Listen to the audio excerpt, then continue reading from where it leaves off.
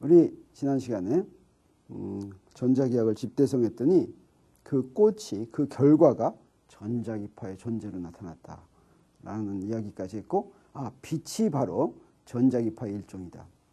빛은 전자기파의 일종이다. 이렇게 얘기합니다. 그건 무슨 얘기는 마찬가지냐면, 우리 빛은 전자기파다 이렇게도 얘기할 수 있고, 전자기파는 빛이다 이렇게 얘기할 수도 있다면 둘이 다 맞는 게 아닙니다. 빛은 전자기파다가 맞습니까? 전자기파는 빛이다가 맞습니까? 어떤 게 맞겠습니까? 빛은 전자기파다. 그게 바로 빛은 전자기파의 일종이다 이런 말이죠. 그래서 호랭이는 동물이다. 이건 맞지만 동물은 호랑이다. 이건 안 맞죠. 동물에는 호랑이 말고 다른 것도 많이 있으니까. 그래서 빛은 전자기파는 맞지만 전자기파는 빛이다 하면 이것은 다 말하는 게 아닐 수가 있겠습니다. 혹시 질문 있습니까? 질문 있습니까? 절대 없습니까? 누구 있습니까? 질문하면 좋습니다. 어떤 질문이든지 좋아요? 없습니까? 좋습니다. 우리 빛은 전자기파다라고 하는 걸 알게 된 것이 아주 중요한 일이었습니다. 바로 뭐였냐면, 빛이란 무엇일까? 빛의 본성이 오랫동안 의문의 대상이 됐습니다. 빛이 무엇이냐라고 묻는 것은 사실은 자연현상 중에 대상이 무엇이냐라고 물으면 그것은 반드시 입자나 파동 둘 중에 하나여야지 됩니다. 이 자연에 존재하는 어떤 거든지 우리가 뭔가 볼 수 있으면 대상이 되는 거면 그것은 자연현상은 둘 중에 하나입니다. 이 둘 중에 하나를, 이거 뭔가 이렇게 일어나면 이 둘 중에 하나로 말할 수가 있는데, 이 둘 중에 하나라는 뜻은 뭐냐면, 입자란 대표적인 게 돌멩이가 입자입니다. 돌멩이가 입자고, 파동은 뭡니까? 파동은 우리 눈으로 보이는 게 뭐가 있어요? 잘 보이는 게? 눈으로 잘 보이는 파동 뭐가 있습니까? 물결바. 그렇죠. 눈에 제일 잘 보이죠. 그래서 호수에다가 돌멩이를 텅 던지면 물결바가 칙 나가죠. 근데 두 개가 특징이 있습니다. 두 개가 특징이 있는데, 돌멩이를 던지면 돌멩이가 여기서부터 여기까지 갑니다. 가요. 근데 물결파는 어떠냐? 물결파는 이렇게 가는 것처럼 보이는데, 이렇게 가는 것처럼 이게 쭉 이쪽으로 가죠. 물결파가 이쪽으로 가죠. 근데 실제로 뭐가 갑니까? 안 갑니까? 물결파가 간다고 해서 여기 있는 물이 안으로 쏙 들어가는 거 아니죠. 자, 여기 호수를 이렇게 본다. 그래서 여기서 물결파가 이렇게 퍼져나가면 여기에 있는 물이 이렇게 줄어들고 여기에 물이 이렇게 많아지는 거, 이게 아니죠. 그렇지 않고 물은 그대로 있는데 움직이는 모양만 진행합니다. 이게 파동입니다. 쓰나미는 어때요? 바닷물이 이렇게 오죠. 자, 이거는 파동 현상입니까? 입자 현상입니까? 어떨 것 같아요? 자네, 쓰나미가 온다. 이건 파동 같아? 입자 같아? 좋습니다. 파동이라 생각하는데 왠지 입자 같을 것 같아요. 네. 파동이라는 것도 이렇게 생각이 되지만 지금 설명 듣고 보니까 입자 같다 이거죠. 그렇습니다. 바닷물이 직접 이쪽으로 왔죠. 그러면 그것은 입자다로, 질량이 직접 이동하면 입자인데, 파동이란 어떠냐? 그 질량이 움직이는 모습만 전달이 되지. 그래서 여기 다른 파동 중에 하나는 줄이 이렇게 쓰면 내가 이 줄을 흔들어줘요. 줄을 흔들어주면 한 번만 흔들면 이렇게 생긴 게 생기죠. 한번 탁 흔들면 충격파 이렇게 탁 생기는데, 가만 보면 이렇게 생기는 놈이 어떻게 됩니까? 이렇게 쑥 지나가죠. 이렇게 쑥 지나가죠. 한번 탁 흔드는 놈이 씩 지나갑니다. 지나가면 이게 이렇게 없어지고 지나가는 거죠. 이렇게 없어져요. 그래서 모양이 이렇게 지나갔지만 여기는 줄은 어떻습니까? 그대로 있죠. 줄은 그대로 있는데 계속 흔들어주면 이 모양이, 이렇게 생긴 모양이 이렇게 앞으로 가는 것처럼 보이는 거죠. 이렇게 가는 것처럼 보이는 거예요. 그래서 파동이란 움직이는 모양만 진행하는 것이지, 움직이는 놈은 제자리에서만 움직이고 있는 거예요. 제자리에서만. 이게 바로 파동이다. 이건 무슨 얘기예요? 물질은 움직이지 않고 움직이는 모양만 가는 게 파동이니까, 우리 입자의 특징은 이동할 때 물질이 이동한다. 파동은 이동할 때 물질은 이동하지 않는다라고 하는 거죠. 그래서 어떤 대상이 있으면 가만히 보고서 이게 물질이 이동하는지 물질이 이동하지 않는지 그걸 보고서 입자인지 파동인지 판가름해 내니까 우리 어떻게 얘기할 수가 있겠습니까? 여기 뭔가가 있는데 이놈이 입자이면서 파동이다 라고 생각할 수 있겠습니까? 없겠습니까? 이거는 입자이기도 하고 파동이기도 하다 라고 한다면 여기 뭐가 있는데 이놈은 입자이기도 하고 파동이기도 하다라고 하는 것은 여기서 움직일 때 물질이 움직이기도 하고 안 움직이기도 한다 뭐 이런 거죠. 그런 일 벌어집니까? 안 벌어집니까? 안 벌어지죠. 그래서 입자 아니면 파동이어야 되는데 우리 어떤 자연현상 중에는 이 돌멩이는 보면 이렇게 보면 돌멩이 물질이 움직이는 거 아는데 어떤 거는 보고서도 모르는 경우가 있습니다. 이놈이 입자인지 파동인지 모르는 경우가 있어요. 바로 빛이 그거였어요. 빛이 절로 가는 것 같은데 이게 입자인지 파동인지 몰라요. 빛이 가는데 이게 이 물질이 움직이는 거 안 보이는데 라고 생각할 수도 있지만 이게 물질이 너무 작은 놈이 이렇게 움직여서 안 보인다고 생각할 수도 있는 거죠. 그래서 이 빛이 파동인지 입자인지 알 수가 없다라고 하는 게 그래서 문제가 됐어요. 빛이 무엇이냐는 게 문제가 됐어요. 더 이게 사람을 헷갈리게 만들었던 건 뭐냐면 물리학을 처음 만든 그 위대한 뉴턴이 빛이 입자라고 그랬습니다. 물론 빛이 그냥 입자라고 한 거 아니에요. 여러 가지 실험을 해보고 했습니다. 빛이 광학 실험도 많이 했어요. 프리즘을 이용을 해가지고 막 빛을 진행시키고 하는데 봤더니 프리즘을 통과시켰더니 프리즘 통과시키면 어떻게 됩니까? 여기 빛이 어떻게 됩니까? 갑자기 색깔로 쫙 나뉘죠. 그 색깔로 나뉜 놈을 다시 프리즘을 통과시키면 어떻게 됩니까? 색깔이 없어지죠. 그래서 어떻게 생각하냐면 빛 속에는 노랑 입자, 빨간 입자, 파란 입자 이런 것들이 들어있는데 프리즘의 역할은 노란 놈, 빨간 놈, 파란 놈 입자들을 싹 구분해내는 건가 보다. 입자라고 생각했습니다. 입자가 아니면 그렇게 구분하기가 힘들죠. 그래서 뉴턴이 빛이 입자라고 얘기했어요. 근데 턱 보고는 모를 때 우리 사람은 어떻게 나눌 수가 있냐면 좋은 사람, 나쁜 사람 이렇게 나눌 수가 있죠. 어떻습니까? 좋은 사람, 나쁜 사람은 어떤 차이가 있습니까? 좋은 사람은 지나가다가 누가 불쌍하면 내 거를 주지요. 나쁜 사람은 지나가다가 남의 거를 뺐지요. 그러면 동시에 좋은 사람, 나쁜 사람일 수가 있습니까? 어떤 사람은 좋은 사람이면 나쁜 사람은 아니고 나쁜 사람이면 좋은 사람 아닙니까? 뭐 별로 좋은 얘기가 같지는 않지만 근데 얼굴만 봐가지고는 그 사람이 좋은 사람인지 나쁜 사람인지 금방 알 수 있습니까? 없습니까? 얼굴이 예쁘면 좋은 사람입니까? 얼굴이 못생겼으면 나쁜 사람입니까? 얼굴만 봐서는 모르죠. 그러면 어떻게 봐야 되냐? 좋은 사람인지 나쁜 사람인지 알려면 그 사람이 어떤 행동을 하는지 구세군을 지나갈 때 어떻게 하는지 이런 걸 봐야 됩니다. 이게 바로 뭐냐면 간접적인 성질을 보는 거예요. 마음속에 좋은 사람, 나쁜 사람 마음은 바로는 안 보이니까 간접적인 성질을 보는 거죠. 그래서 빛처럼 눈으로 봐서 입자인지 파동인지 모르면 무엇으로 알아내냐면 빛이 만약에 입자라면 가질 수 있는 성질, 파동이라면 가질 수 있는 성질을 보고서 입자인지 파동인지 알아내는 겁니다. 그러면 입자라면 가질 수 있는 성질이 바로 뭐냐면 지나가다가 장애물을 만나면 더 이상 못 가는 거. 이게 입자의 성질입니다. 여기 이런 판이 있는데 돌멩이를 탁 던지는데 판 맞으면 이리로 갑니까? 안 갑니까? 안 가죠. 근데 파동은 어떠냐? 파동은 장애물이 있더라도 어때요? 여기 장애물 있으면 이게 쭉 전체적으로 오죠. 이렇게 전체적으로 와서 장애물 있으면 이렇게 씩 돌아가죠. 자, 이렇게 장애물이 있더라도 돌아가면 이거는 파동이다 이렇게 얘기합니다. 빛도 이렇게 봤더니 어떻습니까? 빛이 저기서부터 이렇게 오는데 사람이 이렇게 쫙 있으면 요 뒤에 뭐가 생깁니까? 그림자가 생기죠. 그럼 이거 뭐처럼 보입니까? 이거는 이건 뭐의 특징 같습니까?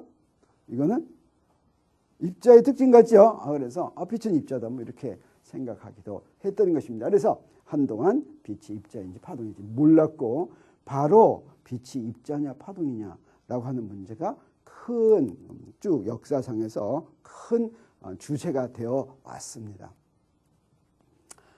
그런데 사실은 뉴턴이 입자라고 그리고 그 당시에 이미 많은 사람들이 아닌데 빛은 파동의 성질을 가지고 있는데 이런 증거들이 있었어요. 그런데도 뉴턴의 권위에 눌려가지고 끽소리를 못하고 있었습니다. 아주 명확한 증거가 나오기 전까지는 얘기하기가 힘들었어요. 그런데 파동이 가지고 있는 간접적인 성질의 대표적인 게 바로 뭐냐면 간섭입니다. 간섭. 간섭은 어떤 거냐면 우리 음파가 파동이죠. 음파가 파동인데 소리가 들리면 아 그러고 또 다른 사람이 아 하면 어떻습니까? 두 개가 합치면 더 큰 소리가 나겠죠. 더 큰 소리가 나는데 우리 초등학교 때 그런 실험 했는지 모르겠어요. 여기 소리급수가 이렇게 있고 소리급수가 이렇게 있으면 소리급수에 하나를 했을 때 하나를 띵 했을 때 띵 소리가 나고 이놈도 띵 하면 띵 소리가 나고 두 개를 같이 띵 하면 어떻게 해야 되겠어요? 더 큰 띵이 나야 되겠죠. 근데 여기서 듣고 있으면 어떻게 됩니까? 띵이죠. 그게 바로 뭡니까? 맹놀이가 들리죠. 이거 간섭한 겁니다. 이게 파동이기 때문에 두 개가 더해져 가지고 없어지는 수가 있다라고 하는 겁니다. 그래서 파동이란 뭐였냐면 움직이는 모양이 전달되는 거죠. 움직이는 모양. 그러면 여기에 줄이 이렇게 있는데 이런 파동이 이렇게 지나간다고 할 때 파동이 두 개가 온다고 하면 어떻게 하냐? 자, 파동이 왔는데 한 파동은 이렇게 생겼고 한 파동은 이렇게 생겼다 그러면 어떻게 되느냐? 파동이 이렇게 생겼다는 거는 이 파동은 이 줄을 이렇게 움직이라고 한다는 거예요. 또 밑에 있는 파동은 어때요? 줄을 이렇게 움직이라고 한다는 거예요. 그래서 여기에 파동을 전달해주는 물질, 이 파동을 전달해주는 물질을 매질이라고 합니다. 매질. 근데 파동이 두 개가, 파동이 온다는 건 이놈 보고 이렇게 떨어라 이렇게 하는 거예요. 떨어라. 자, 이런 파동이 오고 또 다른 파동이 왔어요. 이렇게 떨어라. 파동이 두 개가 왔어요. 그러면 어떻게 되냐? 두 개를 방향을 생각해서 더해주는 것처럼 떱니다. 두 개 떨어라면 이만큼 떨어요. 이게 두 개가 왔으니까 더 많이 떱니다. 더 많이 떨어요. 근데 어떤 경우는 이렇게 떨어라 그러고 이렇게 떨어라면 이거 어떻게 돼요? 두 개 더해가지고 어떻게 되겠어요? 떨겠어요? 안 떨겠어요? 안 떱니다. 이게 간섭입니다. 그래서 자, 이런 파동하고 이런 파동하고 오면 어떻게 되겠어요? 간섭에 의해서 안 떨어버립니다. 입자의 성질은 두 개가 오면 두 배가 되는데 파동은 어떠냐? 두 개가 오는데 없어져 버리는 경우가 있어요. 그게 바로 맥놀이입니다. 맥놀이. 그래서 이렇게 서로 이 간섭이라고 하는데 이렇게 해서 없어져 버리는 걸 뭐라고 얘기하냐면 상쇄 간섭이라고 합니다.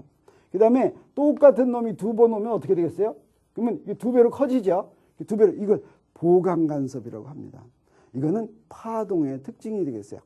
입자는 항상 어떻습니까? 항상 두 개가 오면 두 배가 되는데 파동은 어때요? 두 개가 왔을 때 두 배 이상이 될 수도 있고 어때요? 없어질 수도 있고. 근데 조명을 하면 어떻게 됩니까?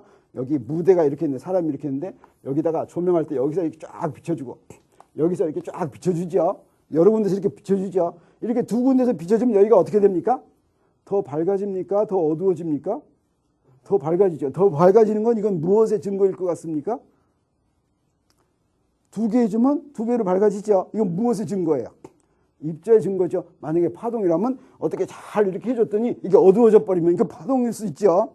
그래서 아주 이게 두 배로 더 밝아지는 게 입자 같은 빛이 입자 같은 성질이 많이 있다라고 하는 겁니다. 입자 같은 성질. 근데 빛이 마치 입자처럼 행동하는 이유가 있었어요. 빛도 조건만 잘 만족시킬 것 같으면 바로 파동의 성질을 나타낸다는 걸 보여줄 수가 있었습니다. 그게 바로 18세기에 들어와서 야 비로소 빛이 파동이라는 강력한 증거가 나왔습니다. 근데 어떻게 했냐면 빛을 통과시켜 줄 때 이런 겁니다. 구멍을 두 개를 통과시키는 거예요. 그래서 여기 구멍 이렇게 두 개를 뚫어 놓고서 여기다 모래를 떨어뜨린다면 모래는 이 입자는 어디에 많이 모이냐면 여기 이렇게 많이 모입니다. 이렇게 떨어뜨리면 여기 구멍이에요. 모래 떨어뜨렸어요. 그래서 모래는 입자죠. 입자라면 여기 이렇게 많이 모입니다. 이렇게 많이 모여요. 그러겠죠? 이 가운데는 많이 모여요? 안 모여요? 안 모입니다. 그렇죠? 안 모여요. 근데 만약에 파동이라면 어떻게 되냐? 파동은 이렇게 구멍이 있으면 이렇게 파동이 이렇게 오면 파동이 이렇게 왔어요. 파동이 이렇게 오면 구멍을 통해서 어디로 가냐면 이렇게 다 나갑니다. 다 나가 이렇게 다 나가요. 이렇게 다 나갑니다. 다 나가. 다 나가는데 여기 가운데서는 어떻게 되냐? 가운데서는 이렇게 하나 둘 셋 여기 하나 둘 셋 하면 어떻게 하냐면 이런 파동 중에서 이 거리하고 이 거리가 같으면 똑같은 파동이 옵니다. 똑같은 파동이. 이건 무슨 얘기예요? 여기서 무슨 일이 벌어진다는 거예요? 보강 간섭이 벌어진다는 거예요. 보강 간섭이. 그래서 입자라면 여기는 어둡고 양쪽이 밝은데 만약에 파동이라면 가운데가 밝습니다. 가운데가. 그 다음에 그 옆에는 어두운 데가 생기고 밝은 데가 생기고 어두운 데가 생기고 이게 바로 간섭 현상이에요. 이걸 간섭문이라고 얘기하기도 합니다. 여기다 빛을 통과시켜 가지고 여기에 이런 간섭 무늬가 생기는 것을 직접 보인 사람이 있었습니다. 보인 사람. 그 사람 이름이 영국 사람 영이라는 사람이었어요. 그래서 영의 두 구멍 실험이다라고 하는 거예요. 근데 사실은 여러분이 만약에 실험한다면 실험해요. 여기다가 종이에다가 구멍을 두 개를 이렇게 뚫었어요. 종이에다. 그다음에 여기다 햇빛을 이렇게 보내줬어요. 그러면 여기에 어디가 밝습니까? 요 가운데 여기가 밝습니까? 아니면 여기하고 여기가 밝습니까? 어디가 밝아요? 가운데가 밝아요? 아니죠. 여기하고 여기 밝죠. 그건 무슨 증거예요? 입자라는 증거죠. 근데 그 이유가 바로 뭐냐면 이때 빛의 파장, 이게 바로 뭐냐면 파동이라고 하면 이게 이렇게 떠르려고 할 때 여기서부터 여기까지 이게 똑같은 게 반복되죠. 이렇게 여기서부터 여기까지가 파장입니다. 파장. 여기서부터 여기의 간격이 파장과 비슷할 때 그때 이런 현상이 나타나는데 이게 파장보다 엄청 커버리면 이 얘기는 또 파장이 아주 작으면 그런 현상이 너무 미세하게 일어나서 간섭이 더 이상 관찰되지 않습니다. 그리고 여기가 밝아지는 거예요. 그래서 이놈을 아주 가까이 만들었더니 빛의 파장 비슷하게 이렇게 가까이 만들었더니 여기에 간섭 무늬가 생기는 걸 보였어요. 영이 보였어요. 그래서 영이 비로소 빛이 파동이라는 사실을 보였는데 간섭의 성질을 갖고 있으면 절대 이건 입자는 아닙니다. 그러니까 어떤 놈이 이렇게 입자의 성질을 많이 보이는 것처럼 보이더라도 간섭의 성질을 갖는 거 한 번만 보여주면 그 놈은 파동이 확실하게 알게 됩니다. 그래서 17세기, 18세기가 되면서 빛이 파동이라는 건 알게 됐는데 이 파동이 도대체 무슨 파동이냐 하는 걸 잘 모르고 있었던 거예요. 근데 빛이란 우리 지난 시간에 얘기한 것처럼 이제 무슨 파동이라는 걸 알게 됐습니까? 전자기파라는 파동이라는 걸 알게 됐다. 빛이 파동이라고 하는 것을 확실하게 알게 된 것입니다. 파동. 이게 지금 별거 아닌 것 같지만 빛이 무엇인지 굉장히 오랫동안 논란의 대상이 되어 왔기 때문에 빛이 파동이라는 걸 알게 되고 파동 중에서도 전자기파라는 걸 알게 되면서 아주 굉장히 사람들이 이제 학자들이 특히 감명하게 됐어요. 빛은 전자기파구나. 파동이 분명하구나 하는 걸 알게 됐습니다. 그러면 이제 파동이 분명하구나 하는 걸 알게 되면 그 다음에 나오는 얘기가 뭐냐면 파동이 전달되는데 빛은 입자는 어때요? 입자는 아무것도 없는 데서도 입자는 이렇게 갈 수가 있죠. 아무것도 없는데 돌멩이 던지면 되죠. 돌멩이 던지면 되는데 파동은 어떻습니까? 아무것도 없는데 파동이 전달됩니까? 안 됩니까? 안 됩니다. 파동은 뭐가 있어야 됩니까? 움직임을 전해주는 놈이 있어야 되겠죠. 우리가 매질이라고 하는데 매질이 있어야 됩니다. 매질.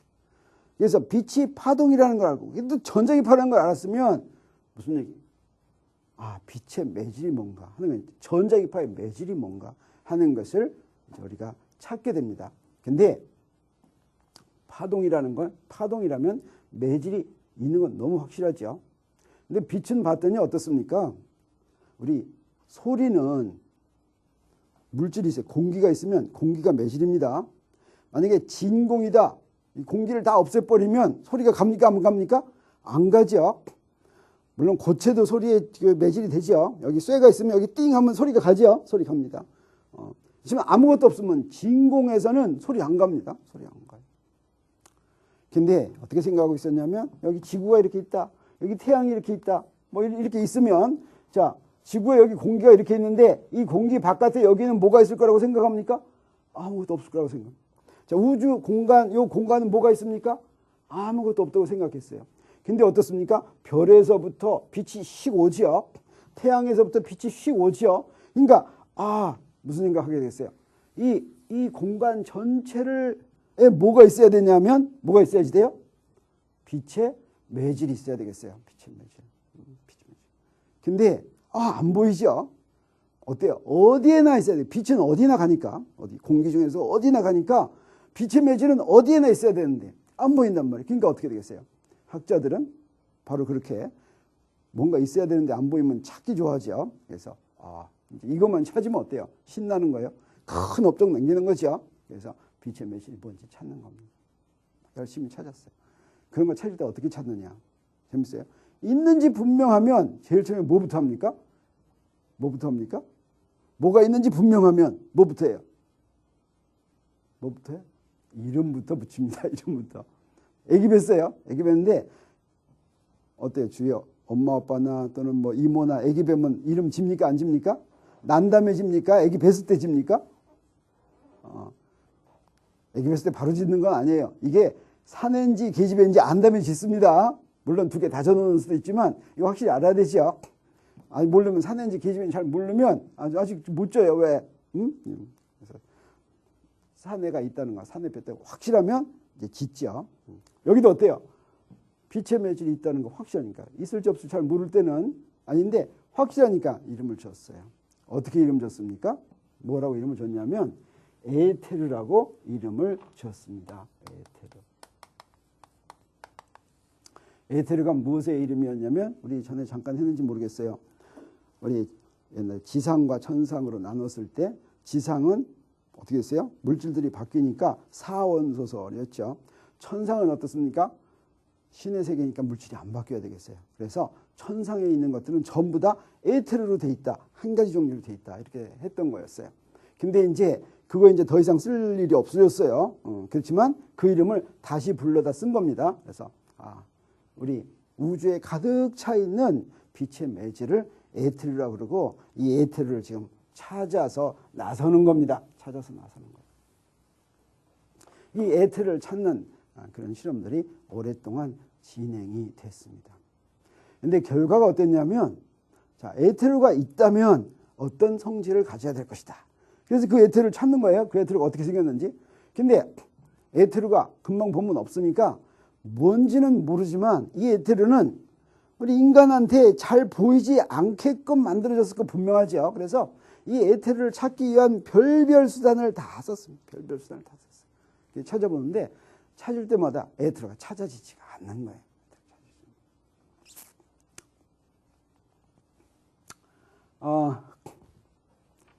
그런 에테르를 찾는 실험 중에서 가장 유명한 실험이 또는 사실은 마지막 실험이 무슨 실험이냐면 마이컬슨 몰리 실험입니다. 마이컬슨 몰리 실험. 아까 전자기파 만든 다음에 그러니까 맥스웰이 전자기파 예언했어요. 맥스웰이 전자기파 예언한 거는 굉장히 중요한 업적입니까? 중요하지 않은 업적입니까? 중요한 업적이에요. 그런데 맥스웰은 노벨상 받았습니까? 못 받았습니까? 못 받았어요. 왜냐하면 노벨상은 언제부터 주냐면 1901년부터 줘요. 1901년부터. 그런데 1901년 되기 전에 1880 몇 년인가 맥스웰 죽었어요. 그래서 이 1회 노벨상은 누가 받았냐면 혹시 압니까? 1회 노벨상 받은 사람? 렌트겐이 받았어요. 렌트겐은 뭐 한 사람입니까? X선 발견한 사람이에요. X선 발견한 사람. 그 다음에 2회 노벨상은 누가 받았냐면 로렌츠라는 사람이 받았어요. 로렌츠. 이건 우리가 상대성 이론할 때 이제 곧바로 배우게 됩니다. 로렌츠 변환이가 한 사람이에요. 근데 상대성 이론에 나오는 로렌츠 변환으로 노벨상 받은 게 아니라 이 원자에서 나오는 빛이 스펙트럼이 자기장을 쪼여주면 몇 개로 갈라지는데 그걸 제만 효과라고 합니다. 제만 효과. 그걸 처음에 발견한 게 제만이에요. 로렌츠의 제자예요. 제만이 그걸 발견했는데 그 공로로 로렌츠와 그 제자가 같이 받았어요. 2회 노벨상을. 3회 노벨상은 누가 받았냐면 베크렐이라고 하는 사람이 받아요. 베크렐. 베크렐 하면 혹시 뭐 생각 들어본 사람 있습니까? 베크렐. 렌트겐은 X선 발견한 사람이죠. 렌트겐이 X선 발견하고 엄청 유명해졌어요. 이 셈이 나가지고 X선과 비슷한 걸 발견하려고 엄청 노력한 사람이 베크렐입니다. 이 베크렐은 뭘 발견했냐면 그래서 효과가 있었어요. 업적이 있었어요. 알파선, 베타선, 감마선을 발견했습니다. 이게 방사선입니다. 방사선을 발견한 공로로 베크렐이 노벨상을 받았는데 사실은 이거 발견했다는 논문 발표했을 때 사람들이 아는 체 하지 않았어요. 왜냐하면 X선 발표한 놈에 이게 너무너무 인기를 끄니까 사람들이 별별 선을 많이 만들어냈어요. 선이 많이 나왔어. 그냥 알파선, 베타선, 감마선만 나온 게 아니라 별별 선이 많이 나왔어요. 이게 이것도 별 주목을 받지 못했어요. 근데 이 뒤에 퀴리 부인이 알파선, 베타선, 감마선이 어떻게 나오게 됐는지 하는 그 나온 원인을 찾아냈어요. 그 원인이 바로 뭐였냐면 원소였는데 방사능 동위원소였는데 그런 방사능 동위원소를 추출해냈어요. 추출. 이미 알려져 있던 라듐을 추출해내고 또 당시에 알지 못하던 원소를 또 하나 발견했어요. 그래서 거기다가 이름까지 붙였어요. 그래서 폴로늄이란 폴란드를 의미하는 겁니다. 그래서 퀴리 부인이 폴란드 사람이죠. 그걸 기념해서 폴로늄 이런 방사성 원소를 발견했어요. 그리고 여기서 이제 알파선, 베타선, 감마선이 나온다 그러니까 이게 중요하다. 그래서 같이 베크렐, 퀴리 부인, 또 퀴리 부인의 남편 이름이 뭔지 압니까? 퀴리. 그래서 퀴리 부부하고 베크렐 세 명이 몇 회? 3회 노벨상 받았어요. 이 노벨상 전부 다 알려줘. 여기서 끝내. 그 다음은 난 몰라. 근데 아까 어때요? 마르코니가 몇 회 받았다 그랬습니까? 9회 노벨상을 받았다 그랬죠. 9회. 마이클슨이 그때 10회인지 11회인지 노벨상을 받았습니다. 뭐로? 분광계를 만든 간섭계를 만든 공로로. 간섭계. 굉장히 정밀한 간섭계를 만들었습니다. 간섭이 뭐냐면 빛을 보내줘서 빛이 진동수가 조금만 차이 나더라도 간섭 무늬가 나오게 만드는 것인데 이 간섭계는 여러 가지를 만들 수가 있는데 마이클슨 간섭계는 무엇을 이용한 거냐면 내가 간섭시킨다고 할 때 간섭은 빛이 0이 구멍 2개 뚫어놓고 간섭 실험하는데 그 간섭이 어떤 경우에 나타난다고 그랬습니까? 구멍 사이의 간격이 어떨 때? 빛의 파장하고 비슷해야 된다고 그랬죠. 근데 사실은 거기에 또 하나의 조건이 있습니다. 또 하나의 조건. 뭐냐면 이 구멍에 들어간 빛이 원래 근원이 같은 빛이 들어가야 됩니다. 아무 빛이나 들어가면 이 두 빛이 관계가 없으면 아무런 관계가 없으면 그때 여기 나왔을 때하고 여기 나왔을 때하고 시작이 같이 시작해야지 만날 때도 같이 만나겠죠. 이렇게 시작이 같이 시작한 빛. 이게 간섭을 일으킬 수 있는 빛입니다. 이런 빛을 간섭성 빛이라고 하기도 하고 결맞는 빛이라고 하기도 하는데 이런 간섭성 빛은 어떻게 만들 수 있냐면 광원 하나에서 이 빛이 여러 개 나가요. 빛이 여러 개 나는데 이렇게 오고 이렇게 오면 같은 데서 두 개가 갈라져 나오면 이게 바로 간섭성 빛이 됩니다.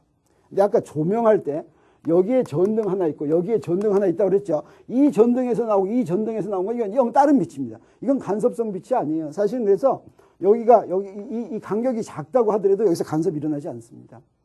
간섭성 빛만 일어나는데 그 간섭성 빛을 마이클슨 몰리 실험에서는 어떻게 만들었냐면 여기 거울이 이렇게 있는데 거울에다 빛을 이렇게 보내주면 일부는 빛을 이렇게 보내주면 이렇게 하면 여기서 일부는 투과하고 일부는 반사해. 두 개로 갈라졌습니다. 똑같은 빛이 일부는 투과하고 일부는 반사했어요. 그러면 이 두 개는 간섭성 빛이 됩니다. 간섭성 빛. 그래서 여기다가 거울을 다시 이거는 반사만 시키는 거울이에요. 여기도 반사만 시키는 거울이에요. 그러면 일부는 투과하고 일부는 반사한 놈이 거울에 갔다가 다시 만납니다. 이렇게 만나요. 그래서 여기서 만나면 이때 이거는 요놈 둘 사이에 이 거리의 차이가 파장의 정수배면 보강간섭, 파장의 정수배 더하기 반파장 배면 그러면 상쇄간섭. 그래서 여기서 간섭이 일어납니다. 이런 식으로 여기 반투명 거울을 이용해서 간섭 만든 거 이걸 뭐라고 부르냐면 마이클슨 간섭계라고 하는데 이 마이클슨 간섭계를 이용해서 에테르를 검출하는 실험입니다. 그게 바로 마이클슨 몰리 실험이 되겠어요. 이 실험을 했더니 결과가 어떠냐? 여기서도 역시 결과가 에테르가 없다라는 결과가 나왔어요. 그러니까 실험할 때마다 에테르가 없다는 결과가 나왔어요. 열심히 에테르가 없다는 결과가 나왔는데, 그러면 어떻게 하냐? 사람들이 왜 에테르가 검출되냐? 에테르가 없다는 결과가 나왔는데, 에테르, 이 말은 무슨 말이냐면 에테르가 검출하지 못한 거예요. 그래서 사람들은 내가 또 실패했구나. 에테르가 있다는 건 절대 의심하지 않았습니다. 왜? 파동이 전달되려면 매질이 있어야 되겠어요? 없어야 되겠어요? 반드시 있어야 되겠지. 그래서 에테르가 있다는 건 절대 의심하지 않고 이번에도 검출하지 못했다 라고 후회를 했어요. 근데 사실은 이 실험을 마이클슨 몰리의 간섭 실험에 의한 그 에테르 검출 실험을 잘 봤더니 에테르가 없다는 결과는 무엇을 의미했냐면 광속은 일정하다라고 하는 걸 의미했습니다. 광속은 일정하다. 이게 이제 바로 아인슈타인으로 하여금 상대성 이론에 대해 생각하게 된 원인이 됩니다. 계기가 됩니다. 자, 아까 뭐라고 얘기했습니까? 뭐라고 얘기했냐면 상대성 이론은 어떻게 해서 나오게 됐다고? 원인이 뭐였다고? 이거 얘기하기 전에 아까 지난 시간에 얘기한 게 뭐였습니까? 물리는 역학하고 전자기하학이 있었는데 역학과 전자기학이 어떻게 했다고? 모순을 일으켰다고 그랬죠. 그 모순을 일으켰다고 하는 게 바로 광속은 일정하다라고 하는 걸로 대변이 됩니다. 이 얘기하고 그 얘기가 같은 거예요. 광속은 일정하다라고 하는 게 바로 역학과 전자기가 모순을 일으켰다는 거예요. 자, 그러려면 우리 광속은 일정하다는 말이 무슨 말인지 먼저 알아야 되겠어요. 광속은 일정하다. 그게 바로 역학과 전자기학이 모순을 일으켰다는 거하고 무슨 관계가 있는지 이거 좀 알아야 되겠죠. 그래서 10분 쉰 다음에 그 이야기를 하도록 하겠습니다.